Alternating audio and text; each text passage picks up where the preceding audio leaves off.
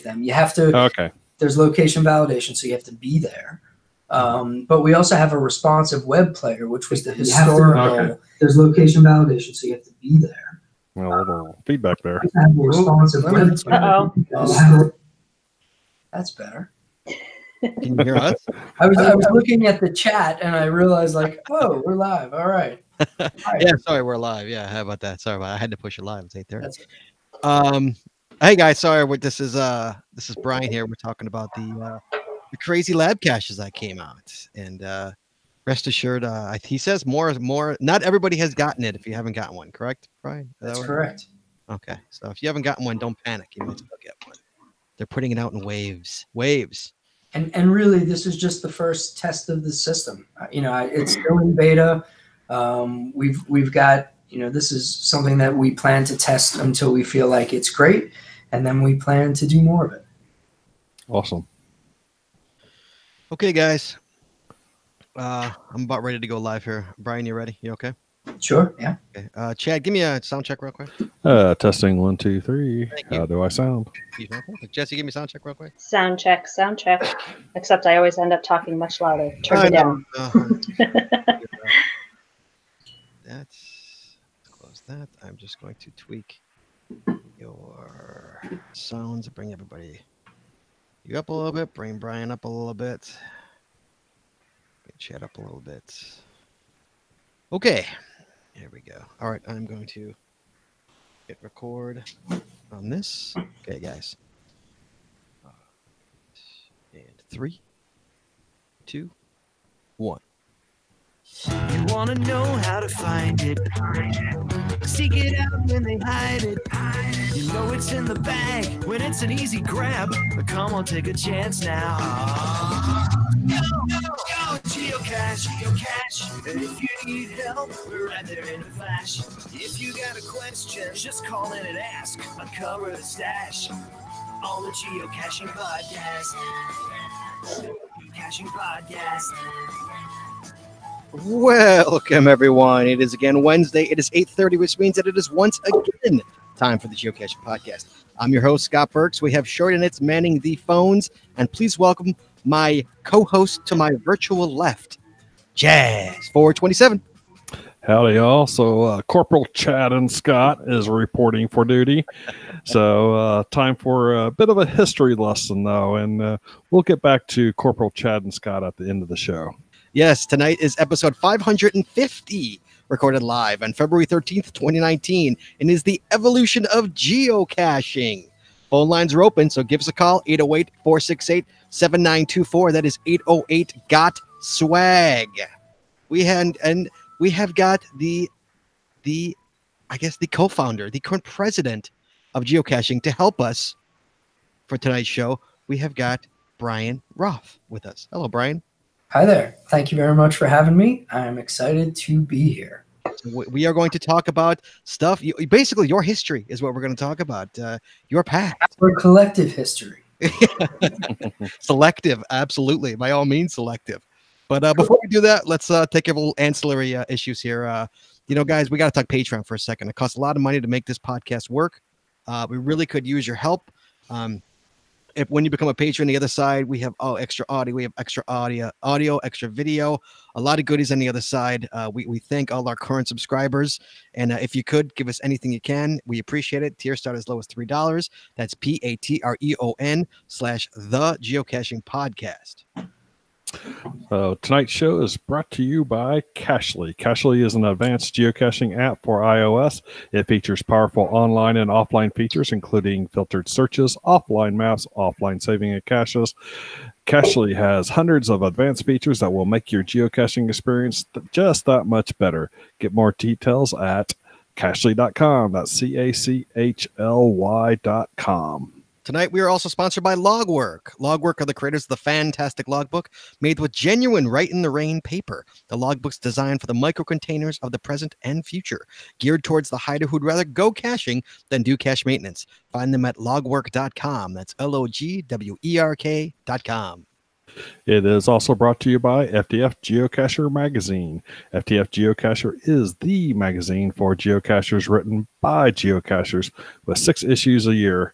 FTF offers practical advice, hints and tips, cacher bios and milestones, geocaching events, trail tales, and all things geo-related. Find them at ftfgeocacher.com. That's ftfgeocacher.com. As always, you can find the links to all our sponsors in our show notes. Guys, we do have news, we do have emails, but we are going to push all that because we have got a humongous show tonight. We're going to get to as much as we can on the history and the evolution of geocaching. So what we're going to do is we are going to start at the very beginning, and we are going to talk about the changes in technology and gameplay and priorities for all of us through the years. So we are going to start obviously with 2000. And anybody have a call, got a question for Bryan or a question about any of this stuff we're talking about? 808 got swag, 808-468-7924. You got Bryan Roth here at literally waiting for your calls here. So you want to give him a hard time, give him a call, give him a hard time. This is your chance to talk about, those lovely all those lovely different ideas that they've had, and some of them awesome, some haven't worked so well. We're going to get to all of that, don't worry. But let's start with the beginning, Bryan. We're going to start with the very beginning, the year 2000. Geocaching.com debuted with 75 listings. Volunteer reviewers were part of the community right from the start. Bryan, did you remember any of this, bringing in the volunteer reviewers for any of this stuff? Do you recall any of that? I recall it, although it wasn't really my doing. So in September of 2000, Jeremy Irish launched the geocaching.com website with the 75 caches. And at that time, he was basically acting as the sole reviewer. And cache listings would be submitted, and he would take a look at them and publish them. At some point in the year 2000, so really early on, he got asked by some members of the community if he needed help. So one of them, for example, was Mountain Bike. Some folks know him as the creator of the first GeoCoin, and now a current lackey at Geocaching HQ for a number of years now. And so folks like John and a guy named Eric out on the East Coast and a couple of others started helping out Jeremy by reviewing cache listings and getting them published. So, the community efforts in support of this game were really part of the beginning of this game, and certainly the beginning of the geocaching.com service and website. Mm-hmm. And what about you? During this time, what were you up to during this time? So in September of 2000, Jeremy, Elias, and I were working at a company called Savvy Shopper, which was a .com that has long since crashed and burned. And they were the company was selling men's clothing online. And in the early 2000s, people were not buying men's clothing online. And so .com was struggling. I was managing basically like business development, legal, HR, a whole bunch of non-technical programs. Jeremy was the webmaster, and Elias was handling all of the technical infrastructure, the servers, the routers, the telco, the alarm systems, you name it. And we had discovered the Great American GPS Stash Hunt when a buddy of ours brought a GPS in. Mm-hmm. He went, found his first cache, and he came back, and over the course of the next couple of months, built the geocaching website. So when he launched it in September, Elias and I were sort of bystanders. And it got picked up by Slashdot and picked up by the New York Times. Mm-hmm. And then Jeremy approached Elias and said, hey, this is this interesting hobby. There's no money in it, but it's outdoor recreation and technology, which, we're all interested in. So why don't we start a company? And the two of them, as tech guys, basically approached me, and they said, look, Jeremy can write the code. Elias can help with writing code, but also handle the technical infrastructure. And, Bryan, you can do all of the non-technical stuff like the legal and biz dev and HR and things like that. What do you say we start a company together? And so the conversation took place probably in early October.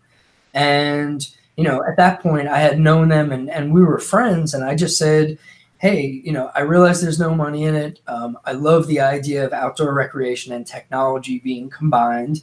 And quite honestly, like the thought of working with the two of you is something that sounds really great. Mm-hmm. So in October of 2000, one of the first things I did for the company was I drafted the articles of incorporation and the bylaws, submitted them to the Washington State Secretary of State, and officially we became a corporation on November 3rd of 2000. So in the early days, I was helping to set up the corporate structure and get us started. And then it was a matter of answering some emails, reaching out to companies like Garmin and saying, hey, listen, we could help you sell a lot of GPS units. Any chance you guys want to advertise with us, we can use some funds to help support the servers and things like that.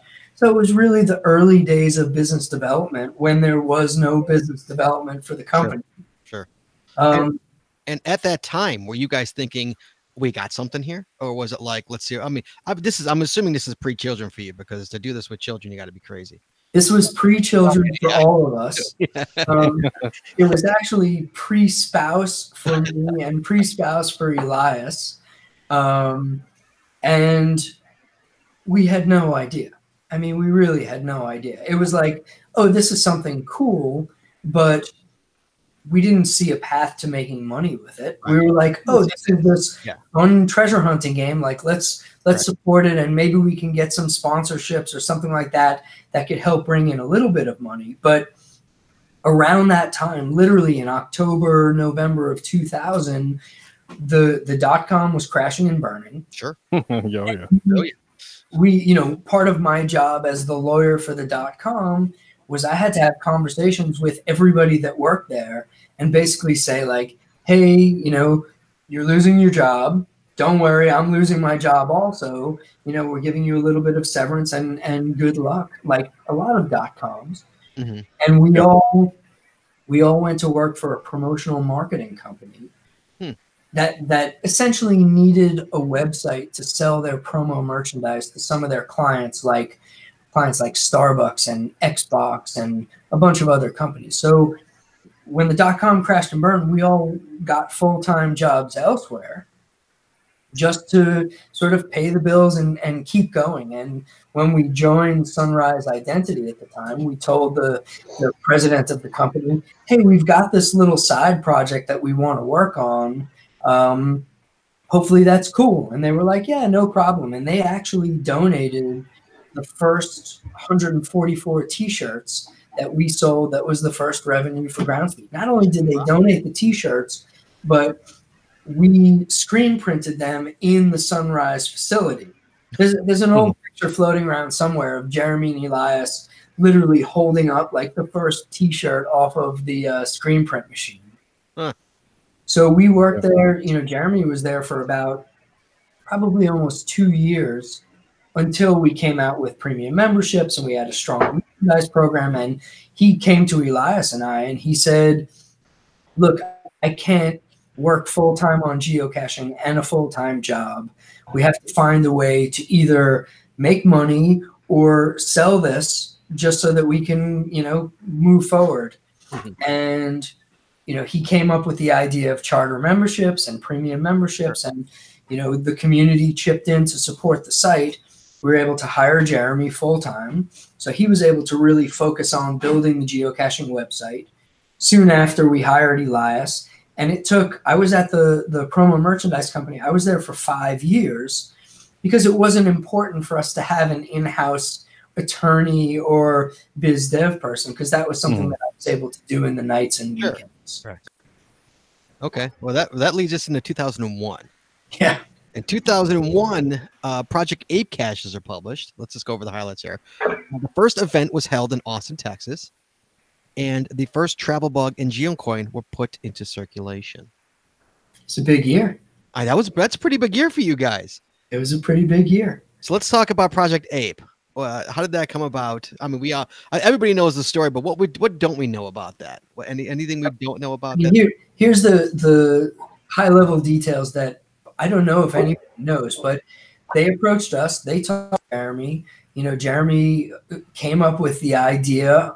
We had a bunch of conversations around the logistics of, narrowing down, like, oh, here's where the next cache is going to be. We'll show the hemisphere and then the country and then the state and whatever.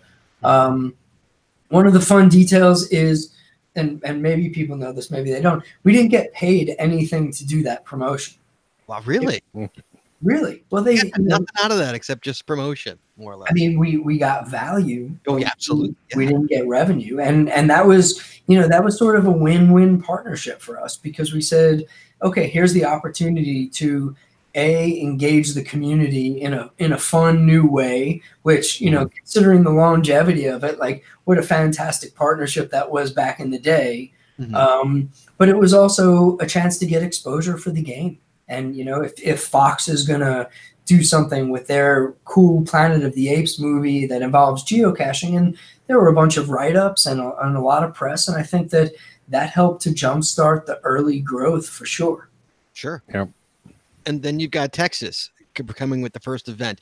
Did you know this event was coming? Talk about this. How did this come about? And did you guys know about it? Did you guys obviously anyone attend that you knew of or anything like that? I personally did not know about it. In fact, I knew about it after it happened. I had heard, there was this gathering of geocachers, and it's like, oh, how interesting. Like, not only are we going to go out and sort of find the things that people have placed, but now, like, folks want to meet each other. And, it seems profound now, considering that there's giga events with 10,000 people or whatever it is, but the fact that the community really identified itself as a community even in the early days and said, like, this is not just about treasure hunting, but this is about meeting people and sharing the passion for this game.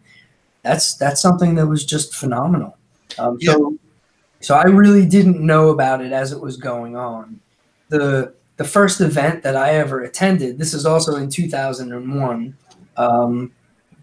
was basically GC26D6, which was November 18th of 2001. And I remember Jeremy called me up and he's like, hey, there's a local, Washington State, it's a potluck and quilting bee event. No joke, out in Merrimore Park, which is about 40 minutes from here. And he's like, it was Mountain Bike's event, who I barely knew at the time, but come on out. It'll be a chance we can meet, some of the local players. And Jeremy had this geocaching banner, and he's like, I could use some help setting up the banner. And I was like, all right, sure, I'll go. And, for those of you who don't know, at that event, I met my wife, Heidi, and my adopted son, Dylan, who were early day geocachers. And so literally going to my first event as a geocacher changed my life in an enormous way. That's pretty amazing. I didn't know that. Yeah. Oh yeah, I met my wife at a geocaching event, and my adopted son. And the quick story was, she was a single mom. His biological dad basically disappeared really early on, and so he was 8 years old at the time, and she had raised him with her parents, and they went out geocaching with other like Cub Scouts just to like have something fun to do. And so she had I want to say 50 or 60 cache finds in November of 2001. Wow. Which was that would be huge. That was a lot more than I had. He was a much more active cacher than I was. But we met at this event, and one of her friends who brought her to the event basically said to me, like, hey, you see that woman over there? She's single, and if you're single, like, maybe we should introduce you. And so we have a picture of both of us from November 18th of 01. Oh no. And our first date, we went to the location of the ape cache, and we had a little picnic lunch. And now we're married for 14 years, 2 kids. Dylan is now 25, working in the Groundspeak warehouse doing shipping of merchandise, and it's been a dream come true in a lot of different ways. That's pretty amazing. Awesome. Yeah. I have to move around every few seconds, or the lights in my office. So tell me about the first travel bug and the geocoins that were put into circulation. Do you recall any of this stuff happening back in 2000? I remember the first travel bugs. Jeremy had this idea because he saw the community essentially creating hitchhikers. There were these items that people would attach a note to saying like, hey, if you find this in the cache, move it along to another cache and email me and tell me what it is. And Jeremy, honestly, in his just brilliant ability to see things happening and come up with ideas for how to make it better for the community, came up with this idea of dog tags with unique codes. And he said, okay, we're going to order some of these. And we found a factory that would produce them. And in the early days, those things were really expensive. And we would order them. And, the first ones that he put out, I think he put out 6 devil ducks.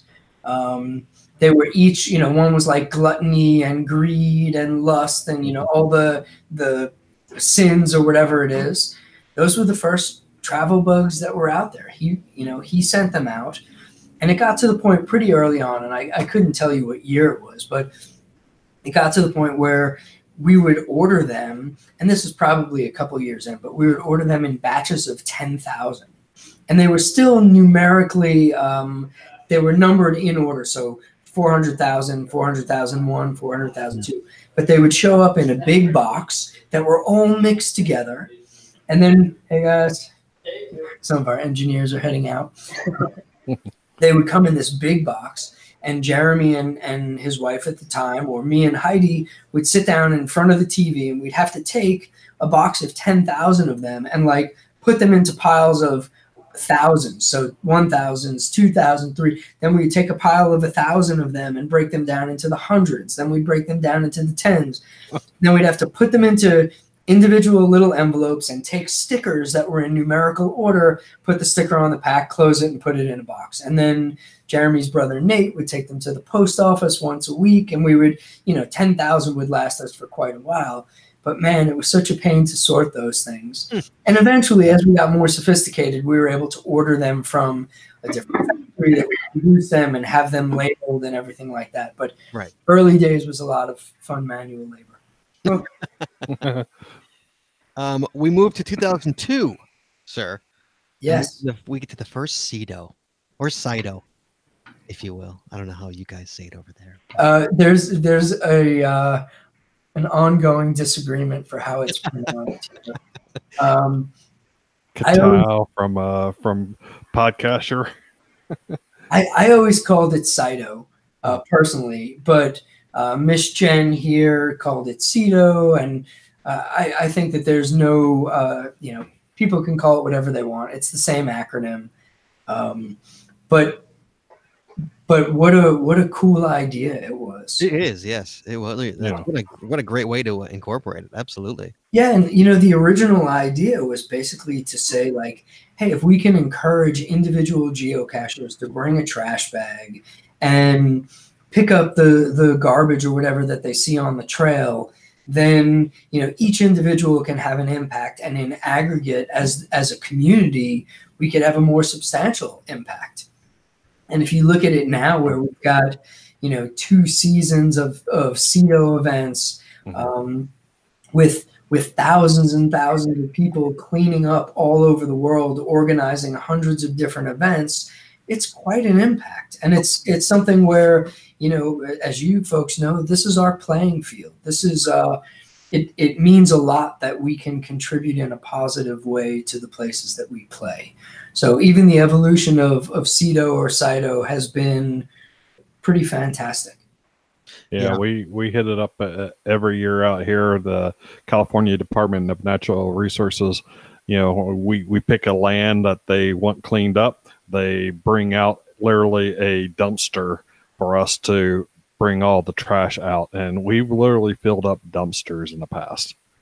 It's amazing. I mean, I've been on some CIDO events where I'm saying CIDO and CIDO we've been on some of these events where there was one I recall a bunch of years back that was sort of it was this greenbelt area behind a supermarket, and there was a river down in the middle of this like chasm, and there were shopping carts in there were tires in there was like people were sleeping in the woods, and there was just so much garbage, and it took us hours and hours to do it.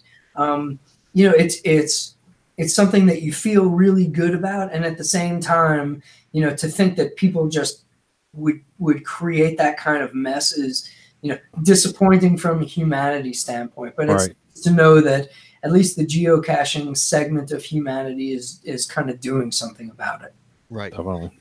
And at this time in 2003, was it, I know it was incorporated, but was it an actual company? Was there employees besides Jeremy and Elias? Is that his name? Was that his name? Elias, yes. Was there more than them, or was there actual employees by this time? In 2003, yes, there were. But you were not a full-time employee at this time. I was not a full-time employee. No, not by then. I became a full-time employee in 2005. Okay. But one of the first employees that we hired was Heidi, who's now my wife, because she, you know, she was a geocacher. She, I'll say she had some good social skills, at risk of her killing me when I get home, but she had good social skills. And it was something where she really enjoyed interacting with geocachers. Mm-hmm. So in the early days, she helped to work with the community volunteer reviewers. She helped to answer some of the emails that were coming in. I don't remember when Nate Irish got hired, or we hired an illustrator named Coco, who was the first one to draw Signal. Mm-hmm. She was early on. We had a couple of engineers in the early days, back when we were in Elias's basement, where that was the first kind of office. The details are a little fuzzy, quite honestly. It's been a long time. So let me refresh your memory. In 2003, by this time, you guys had over 150,000 users. And at this time, Signal the Frog also debuted in 2003. Oh, so then we definitely had Coco at that point, because that was one of the first things that he had created. Yeah. So, and you had 150,000 users. That's pretty good. That's If you got if a third of those are paid users, you're doing pretty good there. I mean, if a third of them were not paid users. We've never had a sort of a conversion rate, if we're talking metrics, even close to 30%. Even to this day. Oh, even to this day. No way. Really? No. You know, it's funny because we were talking about that many shows ago, or I might have been on the Friday Night Roundtable, our patron show, about what we thought the percentage of actual geocachers to paid geocachers is. Well, it's got to be 40%. And I think we also have to take into consideration the ones that are geocachers that never got beyond a dozen cache finds. I mean, I was there, and we'll tell the story a little bit later, but I was there at one point where, I might not have came back. Sure. And really, if we look at the 18 plus year history, I want to say when I checked last time, and I really, it's been a while, but we have historically, I think it was like 26 million accounts. Wow. So, wow. That's a lot of people who actually created an account. Right. But if you subtract the percentage who never found a cache, sure, or who really created an account and never came back, or anything like that, then it's a much smaller percentage of active users. Mm-hmm. And then, of the really active users, there's a lot of people who say, I don't need that functionality. I don't want to pay, or I don't, geocaching should be free, and how dare they, build a business around this game. And, I think that's okay. Thankfully, there are enough people out there in geocaching land who are willing to support us, and many of whom are willing to, go out in the forums or on Facebook and say, like, hey folks, it's $30 a year. Like, right. Take your family to the movie, go for a drive for a little while. And here's the thing, that one of the things that I'm actually really proud of is when we launched the charter memberships and premium memberships at $30 a year, we set that price because we thought it would be fair. And to this day, we still think it's fair.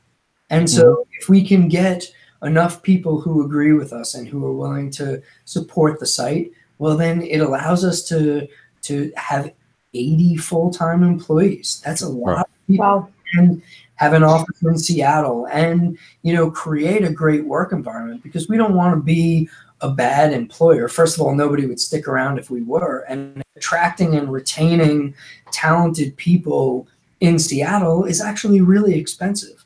So, I think I'm thankful that my partners, Jeremy and Elias, share a really good set of values on, trying to do the right thing, trying to create a business that, you don't see us betting the farm on any crazy idea. We've been fiscally conservative throughout the entire 18 plus years, because unlike a lot of businesses out there, like, we can't go out of business. It wouldn't be, Yeah, you're right. There's too many people around the world that rely on us, and this means too much to folks. So, one of the foundational principles is we have to make sure that we get to do this tomorrow and a year from now and 5 years from now. And so thanks to this kind of partnership between the folks here, the community, a whole bunch of volunteers all over the world, a whole bunch of cash hiders, that's why this exists. And I think if not for those elements, I don't know, maybe we'd be doing something different, but I don't think it would be nearly as much fun. One of the things I always respected about you guys, about Groundspeak, is that, like, I started in 2008 and it was $30. It is now 2019 and it is still $30. Yep. Name another business where the price has not gone up $1. I mean, Netflix just raised my price last week. Or yeah, I respect. I mean, you guys could easily $50, $60, $70, but you don't, and that's respectable. And the truth is, I don't think it's necessary. What I would much prefer, what we would much prefer, is for those members who are out there and paying $30 a year, some of whom who have paid for 16, 17 years.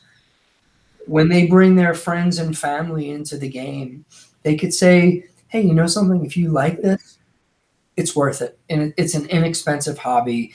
And for us as a company, we're trying to make a premium membership more valuable. Not by, we want to add more features. We want to add more functions. We want people to be able to say, hey, I get my money's worth every year. And as long as we can say that, and as long as there's enough people who are willing to support this, hey, we're good. We're not looking to be .com millionaires or drive Ferraris, or that's not who we are, and it's never been that way. And so, we want to treat the lackeys well. We want to create a great work environment. But the best thing that we get to do is the mission that we have as a company, and inspire and enable free exploration and adventure. And to see the impact that this game has had on individual people all over the world, getting them outside, giving them more fun, taking folks who were introverts and giving them friends and a community, or taking folks who are out of shape or, haven't left their apartment in 3 months and giving them a reason to go walk or go attend an event or go on an adventure. That's a different kind of success. And that's the kind of success that motivates the people who work here, myself included, Jeremy and Elias included. So to be a part of that, we have people come to apply for jobs, and they'll say, well, I'm looking for a company that's going to do an IPO so I could get stock options or whatever. I'm like, hey, you're in the wrong place. We're not doing an IPO. We're not looking to be bought by some other company. Right. If you're looking for where we want to be 5 years from now or 10 years from now, we want to be doing more of what we're doing now. We want to do it better. We want to create better tools, services, and do a better job of serving the community. But hey, this is a great form of success, and that works for us. So speaking of better, when are you going to up the quantity for the pocket queries? How many do you need? How many do we have? 10,000. 10,000 pocket queries? As in- 10,000 caches per query. and what are we at now? Excuse me. For 1,000. that. One. So the problem is like when every time I go to a mega event, I've got to have I want to have every cache within a 50-mile radius. Okay, that's typically somewhere in the neighborhood of 15 to 20,000 caches, and so I have to spend hours building up pocket queries on based upon timelines that keeps me under that 1,000 limit, and it would just be something that would make life that much easier. So I'll tell you two things. The first one is I just wrote that down. The second one is, quite honestly, in the last 2 months, that has come up as a topic of discussion. I don't know where we're at in terms of considering it, but I think, if I recall correctly, we were having a conversation with sort of engineering and IT to see, hey, what is the impact of increasing that limit? I don't know that we're going to increase it to 10,000. It's certainly possible, but I don't know. But it's something that I will follow up on. I would take 5,000 just to let you know. Okay, sounds great. Fair enough. Now we're going to move into 2004. Okay. 2004 brought us the first branded promotion with Jeep Trackables. Oh yeah. It brought Earth caches were introduced in 2004. This is another big year. And Terra Caching debuts as a geocaching website geared towards serious cachers and higher quality caches. What is that, Brian? Which one do you want me to talk about? Terra Caching. What is Terra Caching?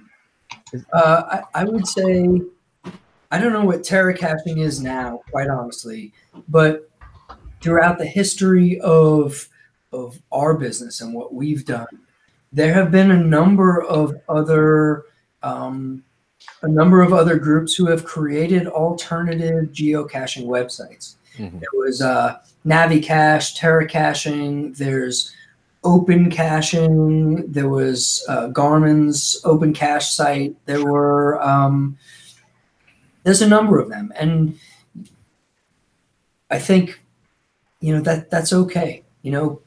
As I mentioned earlier on the maybe before the call started or before this live aspect started, we don't look at geocaching as something that we own, just like we don't look at baseball like it's owned by the Major League Baseball. And MLB can't go to kids playing in the school lot and say, hey, stop playing that game, pay us a license fee. That would be absurd. Right. So, who owns the game of treasure hunting? Nobody. Right. And so let me just move around again. So I think it's okay that there's an open caching out there. There's a Navi caching out there and a Terra caching, because if people want to play a different way, or they don't necessarily love our rules, and people that take issue with just about everything we do in some way, and if people want to put in the effort to go create an alternative, I think that they're welcome to do that. One of the things that we say here at Geocaching headquarters is, A, we don't own the game of geocaching, and B, we have to earn the right to be the global headquarters for the game through generous service to the community. Mm-hmm. And so if we're not doing that, well, somebody else ought to do it, because this global community of really good people all over the world, they deserve the best. And so our goal is to try and deliver that. But if somebody else is going to do it, and that appeals to an individual or a group, that's okay. At this point, we don't really think about those things all that often, but it's out there, and people are welcome to play those other options if they want to. So over the years, there's been many, many promotions with Trackables, some fantastic ones. And I'm thinking, and correct me if I'm wrong, that Jeep was the first branded one, correct? I believe you're right. I'm pretty sure that Jeep was the first branded one. Do you remember how that came about? Oh yeah, I do. We got approached by Rodale, who's a big publisher in New York, and they published at the time a lot of magazines like Backpacker magazine, which I think they've subsequently sold, and a number of other outdoor, sports related magazines. One of their clients was Jeep, and Jeep was looking for, or Rodale was looking for a way to create kind of an integrated promotion where Jeep would pay them to advertise this promotion in all of their magazines. So Rodale gets paid. Jeep would get good brand exposure, and have their vehicles associated with outdoor recreation, which is obviously a no-brainer for Jeep.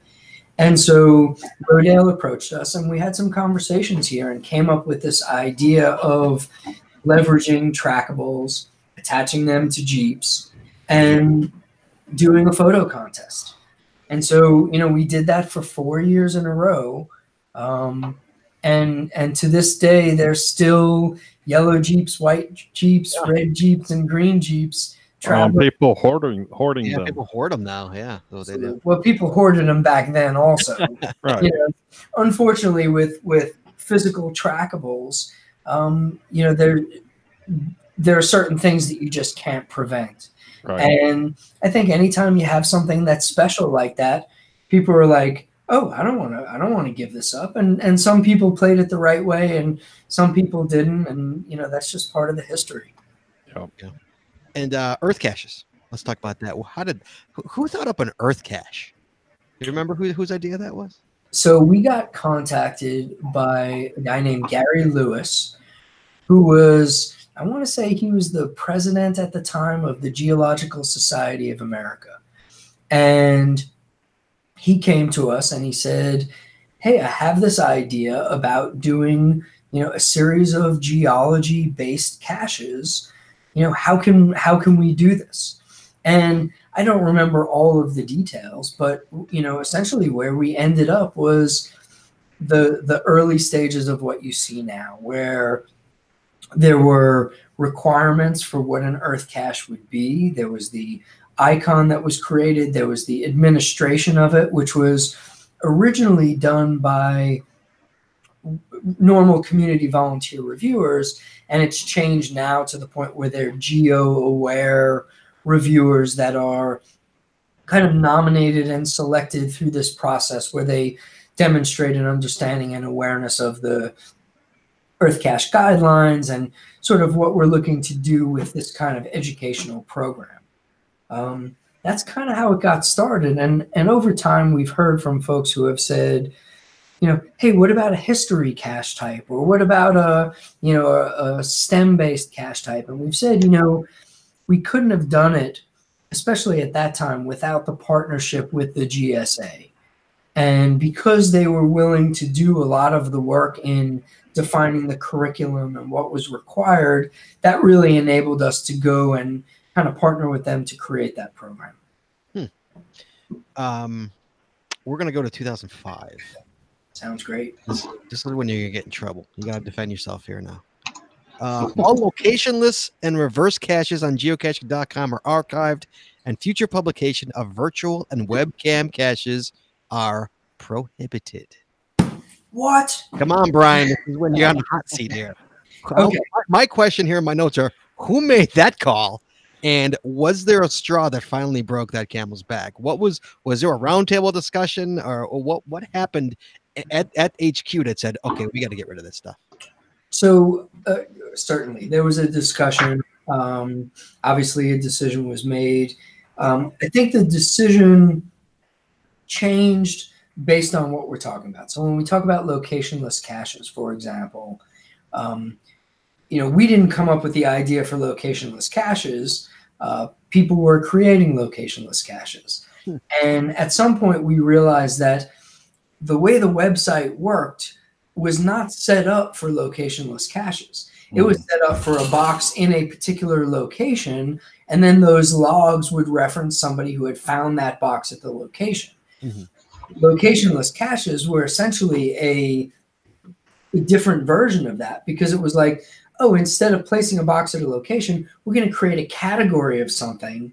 And then everybody, when you log it you put the places that you found these things. So it's almost like a reversal of the way the system was supposed to work. And I think that there was some technical challenges that were created by that. And we just felt like, hey, the system wasn't set up to do that. That's one of the reasons that we actually built the waymarking website. and I'm happy to talk more about waymarking. Here's one thing that I'll say about waymarking is that site's been around since 2000 and I don't even know, a really long time, 2006, 2007. We still have plans for waymarking. Really? And really, there have been like 57,000 waymarks added in the last year. Really? I'm an administrator of a number of waymark categories. And I'll give you a little teaser that something interesting is happening with waymarking in the next couple of months. Oh, okay. So Interesting. that's all I want to share because I don't want to steal anybody's thunder, but it's interesting. Okay, So, but what about virtuals and webcams here? This let me tell you about virtuals. Virtuals, the big problem was it's subjective. You know, what qualifies as a virtual?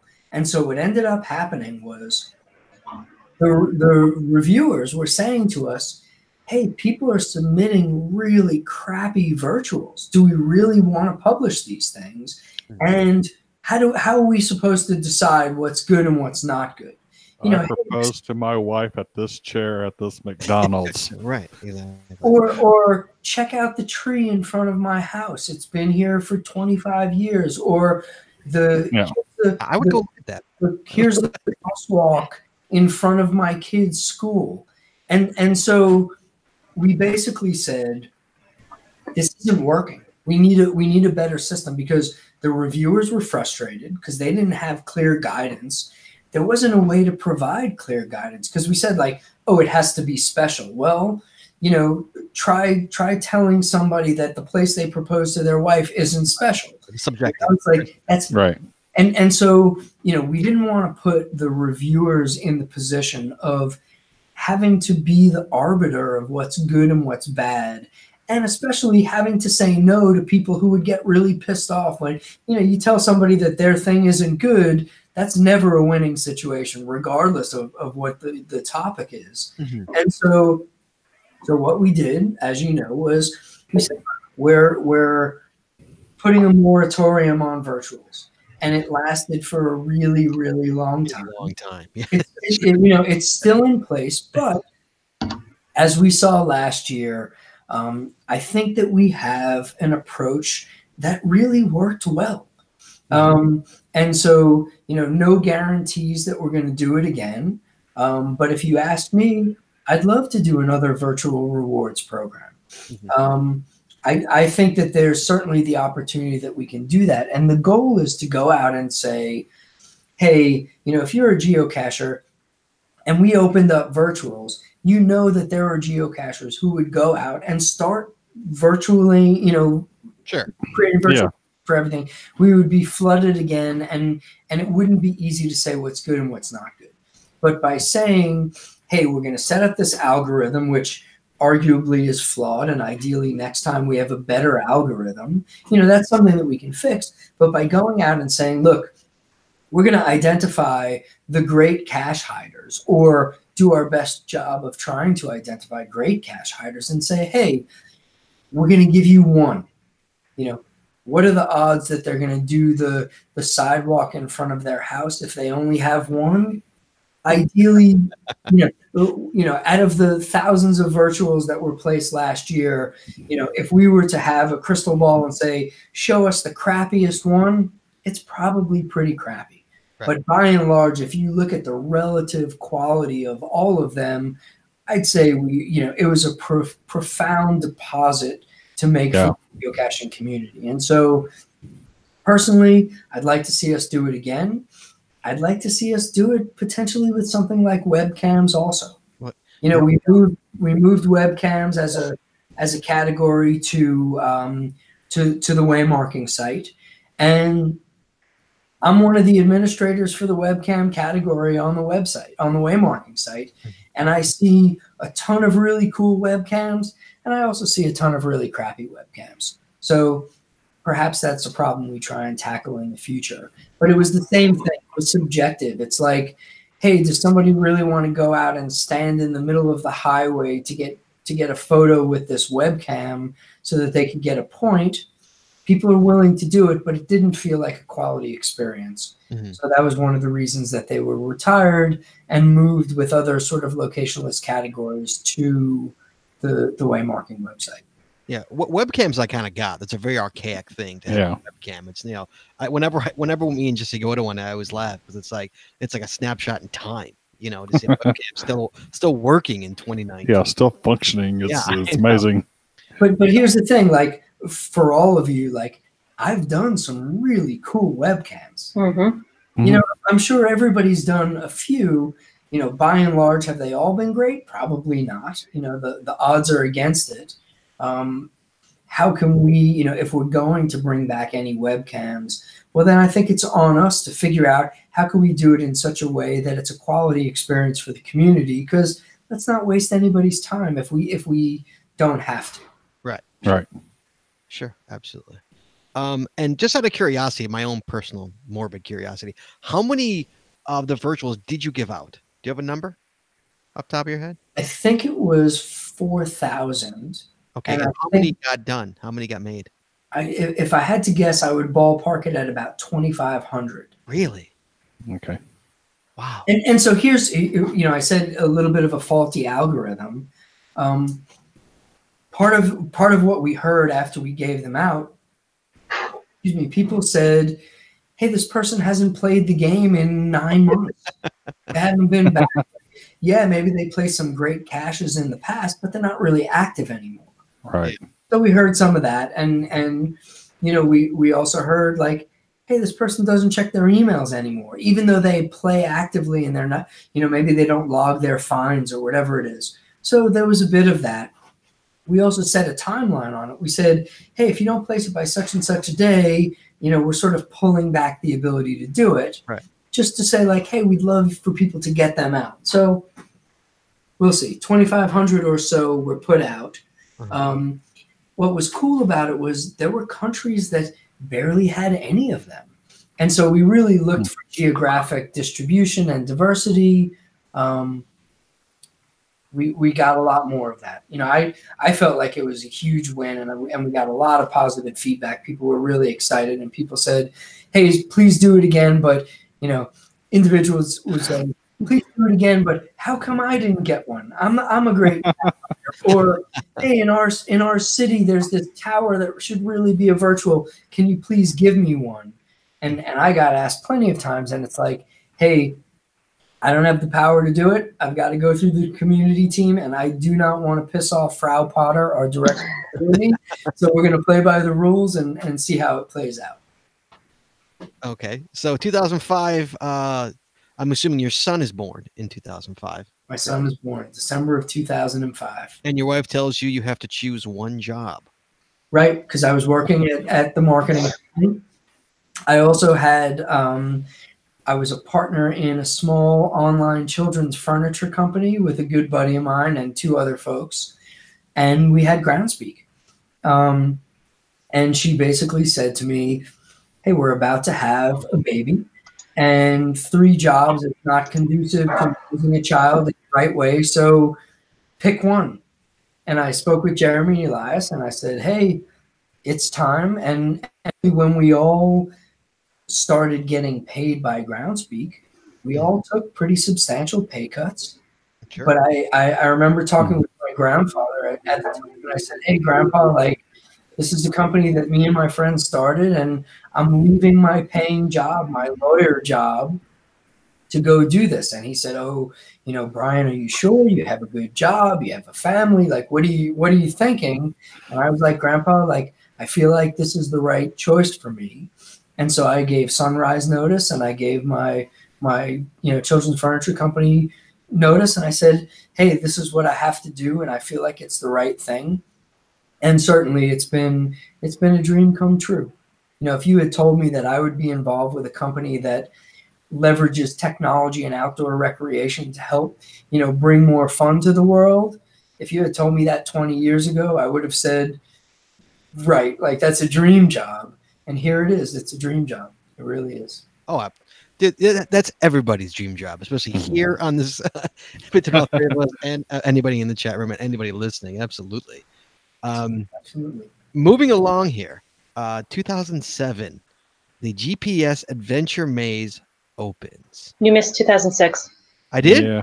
Yeah. So sorry. 2006, the first mega event, which is Geo Woodstock 4. Oh, man. What was the reaction at HQ when, first of all, how does a mega come about? How do you figure, okay, we're going to have this many people, we're going to call it this? Everything's bigger in Texas. Well, Joe GPS, may he rest in peace, came with the idea for Geo Woodstock. And it was all about community and getting people together. And, it was this idea where if we could get, how do we acknowledge bringing together this many geocachers? And we said, all right, this is not just any event. This is a type of event. And so to create a new cache type to support this, but not just for Geo Woodstock, certainly to start for Geo Woodstock, but also to give people around the world the opportunity to say, if you want to throw a huge geocaching party, we're going to give you some new tools to do it and some new recognition and acknowledgement. And it's become something where I don't even know how many events we've had. I've got some data somewhere here, but to have as many mega events as take place every year now, and then go even to giga events, what a great celebration of community. Some of attending the mega events and the giga events has been one of my favorite aspects of geocaching by far. Getting to meet people, getting to hear everybody's stories, the camaraderie, the friendships, the relationships. I feel like as geocachers, and I'm sure you've experienced this as well, we've developed deep, long-lasting, important friendships with people all over the world that we care about, and our families care about each other. And when I travel, I'm going to the Hamburg Giga event. There are people who can't wait to see some of my friends over there, and it's like part of that family, and to spend time together, and to go caching, and to eat together or have a beer or whatever. It's one of the greatest parts of this whole game is the community aspects of it. Definitely. So, mega events were just another good way to help bring people together. And credit to Joe GPS and his idea for Geo Woodstock, and look at what that's become. First giga in the United States last year, which was a hell of a lot of fun in Cincinnati, and I think there's more good stuff to come. Getting people together like this. Oh, yeah, absolutely. So speaking of the giga, why isn't the Geo Woodstock in Texas this year a giga? I think it may very well be a giga. Okay. I don't think it's a giga yet. I think it's a matter of will attends and stuff like that. Okay, so if it gets the will attends up there, it will be a giga. Then is what you're saying. Yeah, and I think it's somewhere in the FAQ on our help site is sort of the requirements for what it takes to be a giga. Okay, I guess I heard incorrect information. Someone was suggesting that they were not going, that geocaching.com was not going to allow it to be a giga, and I was like, that didn't make sense to me. It doesn't make sense to me. I mean, it's silly. Like, why would we not allow it to be? Especially if they get, I don't know what the metric is for what they need, but if they got 5,000 people, right. and there's a certain requirement, they have to have so many will attends by such and such time before the event, but it's Memorial Day weekend. Like, between now and then, if they hit the required threshold, then they, fill out the forms and do what they're supposed to be. I can't see any reason, like, why would we deny them the ability to be a giga? If they don't want to be a giga, that's a different story, but I can't imagine that would be the case either. Okay. So right now it looks like 1,948 will attends. Okay. Well, that's not 5,000. That's not 5,000, but it's probably indicative of 3,000 attendees, 3,000 plus attendees, because you figure there's lots of cashers that attended that are either partners or even families. Yep, absolutely. So I offhand, I honestly don't know what the threshold is, but it's somewhere on the geocaching website.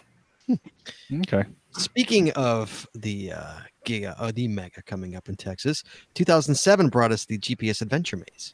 Yes. And with the little time we have left here, who came up with this? Oh, and hold on, and geocaching hits 500,000 hides as well in 2007. So you guys are chugging right along in 2007. The Adventure Maze. GPS Adventure Maze. So when Jeremy Lattis and I worked at SavvyShopper.com, there was a buddy who worked there with us. His name's Greg Krogan. He's still a dear friend. When the .com crashed and burned, Greg went to work for his brother-in-law at the time, who was basically building and licensing traveling exhibits. And they had a lot of exhibits on like butterflies and water conservation and things like that they would shop to science centers and museums around the world. And they would go and they would build them. And Kelly Fernandi is the guy's name who runs the company. Extremely talented, creative guy. And at one point, not really at one point, but over time, Greg and Kelly would come and talk to us and say like, hey, there's got to be something that we can do together. And we came up with the idea of a maze that would be educational and teach about the history of GPS and navigation and geocaching. And thanks to a really generous contribution from Trimble, they helped fund the project. And it was expensive to build.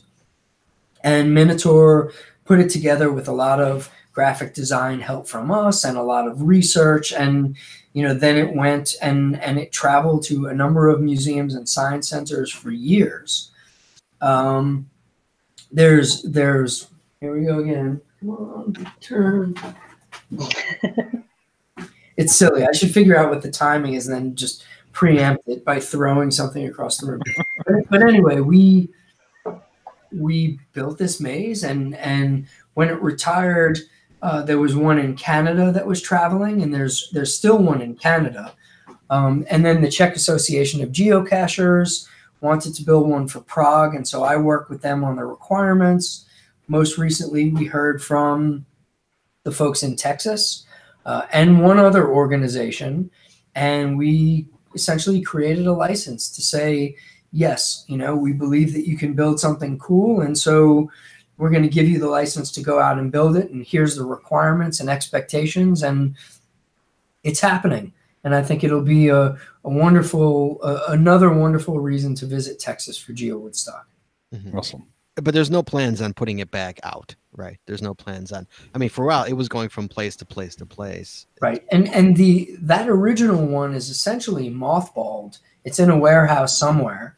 Mm-hmm. Kelly would know where it's at, but it's so much of the panels and the educational materials are outdated. Even Signal the Frog has been, redrawn a little bit as maybe a little bit more athletic than he used to be.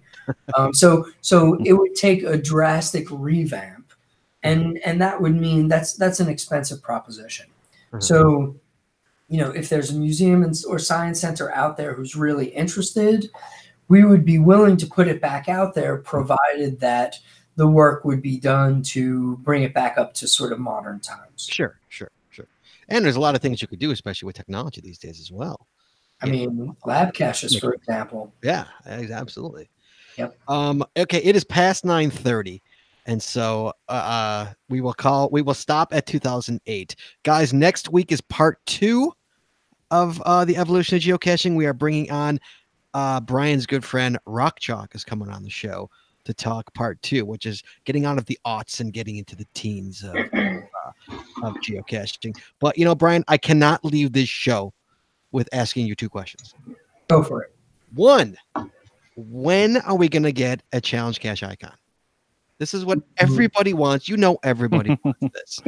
The entire community wants this. I'm writing that one down now. You better write it down. And put exclamation points and lines underneath it, please. So here's what I would say is I don't know.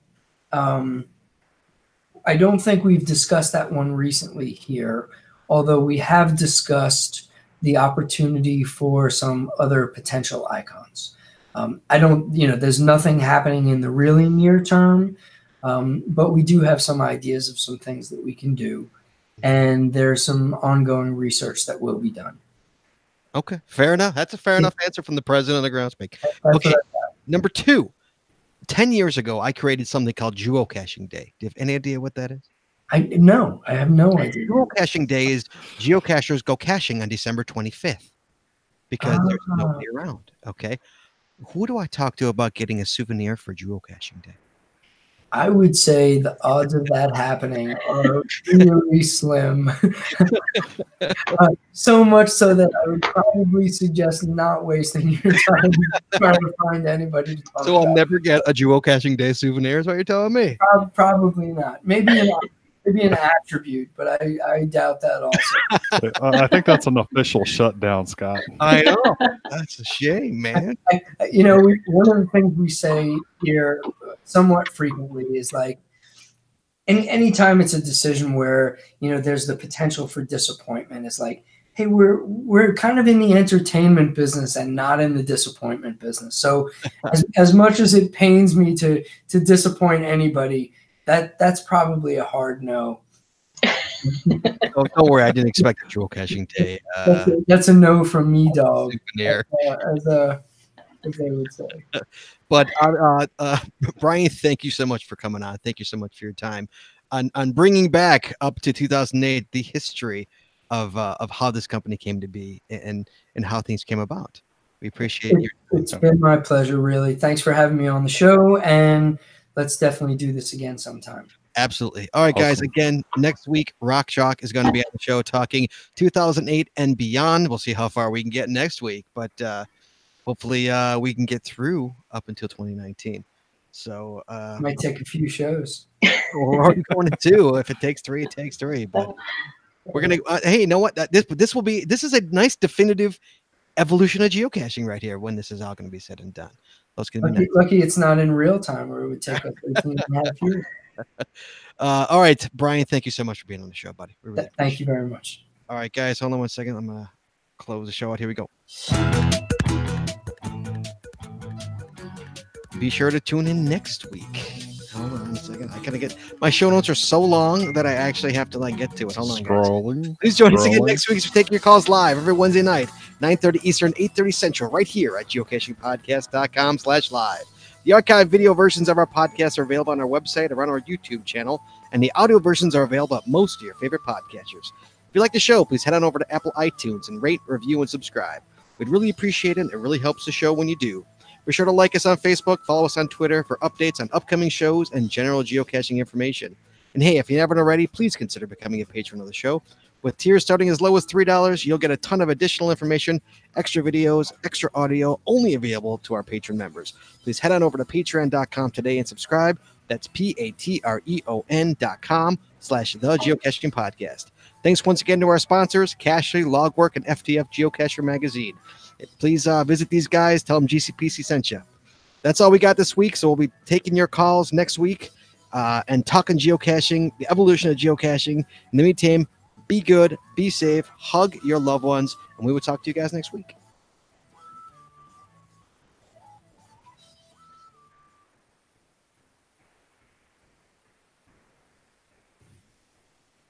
We are clear. There you go. Everybody in the chat room, I'm assuming, Bryan, you didn't even see the chat room at all, did you? Do you even have no, don't even have the chat room. People, I'm trying to think of anyone real quick saying anything. I tried to glance at it occasionally, but people were relatively quiet, but the few comments that they were making are agreeing with things, saying Everyone agreed that $30 is very Fair. Yeah. very fair Cool. price. Yeah. And then everybody saying great show. They really enjoyed listening, brought up some great topics. Good. Good. I Well, agree. my pleasure. Really a treat talking to you guys. All right, let me get off the let me stop the broadcast. All right, guys, next week, Rock Chalk on the show, talking evolution of geocaching. Everybody, thank you so much for who turned in live. Much appreciated, and we will see you guys next week. Thanks a lot.